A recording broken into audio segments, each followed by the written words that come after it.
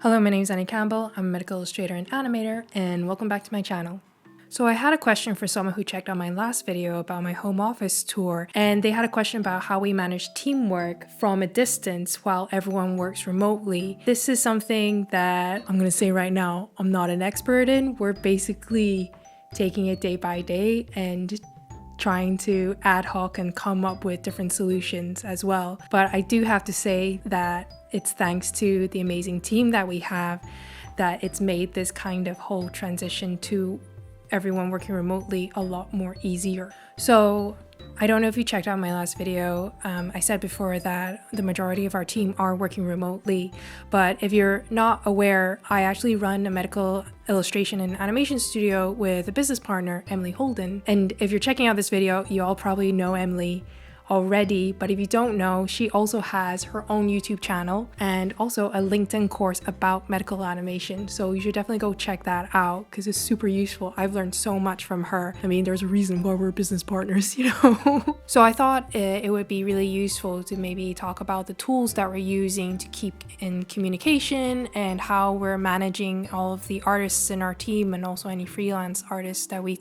work with as well. So the first thing that we all have is a Google Drive account. We actually have a business account with Gmail, and with that comes an unlimited space with your Google Drive and shared drives. We've managed to sync up our Google Drives with external hard drives that are linked up to our machines. And it means that all of our active projects and files are automatically synced throughout, just as long as we have a good internet connection, which we've made sure in each of the offices. There's a fly in here. I see you. So that seems to work really well in terms of file sharing and working collaboratively as well. So the second thing in terms of tools that is really vital to us to be able to work remotely across 2 different offices and in various locations is Notion. So Notion is an absolutely fantastic workspace that we have a paid plan for, but you can get a free option as well. And what we use Notion for is we use it to schedule out assignments and write out very detailed assignment cards. And we also use that space to check in any kind of work that we have, and we provide art direction all in one space. We also use Notion as a kind of like a homepage for our company intranet. So any kind of resources or any kind of training, we tend to stick it on Notion as well. I really like Notion, and I was introduced to it by a couple of other YouTubers just by watching their videos, and I've never felt so organized in my life. And then finally, in terms of communication day to day, what we tend to use is Slack. I think one thing that you probably miss about not being in an office is just having these silly conversations or just having a break in your workday to be able to chat to someone. So I think Slack has been vital to our happiness, and also the GIF functionality in Slack has been absolutely vital to our chuckles. So that's kind of like the more technical aspects and the tools that we use, but in terms of working and managing a team, I thought maybe it would be useful just to talk a little bit about that. I think Emily is really great in this sort of thing. She has a really fantastic, empathetic approach. Oh man, there's that fly again. I see you. So I think Emily's been really great in kind of implementing a lot of the mental health and wellness and managing our artists in that sense and checking in with them. And she's established a lot of great practices and in our team to help make sure that everyone's okay. So every Monday we have a Monday morning meeting where we check in with everyone, and our agenda usually looks like this. So we kind of chat to everyone, see how their mental health is, see how they're doing, how their weekends were, or anything like that.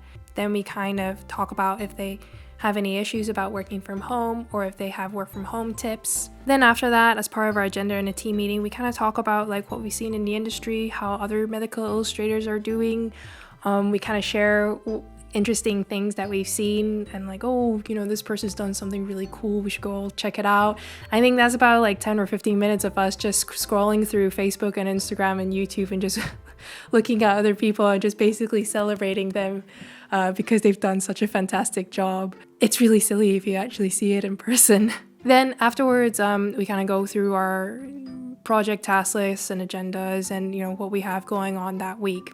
Then every morning, just to make sure that everyone knows what they're doing, just so they're not lost or anything like that. We always have a morning stand-up, and this was a suggestion by one of our other artists as well, and I thought this was absolutely fantastic. It's a quick 15-minute morning meeting where you kind of go through and you just say what you did yesterday, you say what you're going to be doing today, and if you need any help or any feedback, or if there's any roadblocks that you need to progress further. So that's really, really useful. It keeps the lines of communications open, and it means that we know where to focus our managerial efforts to support that artist in order to do their job properly. And then that happens throughout the whole week. We continue chatting on Slack and sharing really silly gifts.